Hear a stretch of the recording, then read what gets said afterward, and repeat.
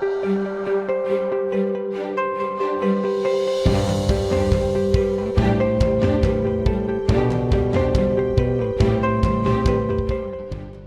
have young students who are going out to visit with manufacturers at the job site, and they're going to have a chance to have their mind blown. They're going to see opportunities for their careers, and they're also going to see that there are wonderful opportunities for them right here in Michigan, right here in Oakland County.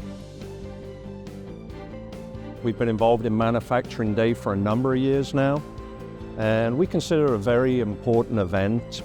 We really like the concept of letting the next generation of workers come and take a look at, what manufacturing and technology is here in our company today.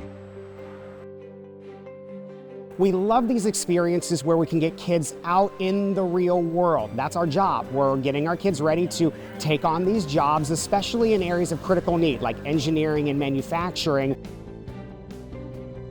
Hi, I'm Natalie. I'm from Birmingham Groves. I'm a senior, and we brought the Girls in STEAM Club to FADA Animations today. While at FADA, we learned about the business and hands-on aspects of manufacturing. We did 2 different projects where we were learning about engineering and electricity and the manufacturing process, and we had a lot of fun.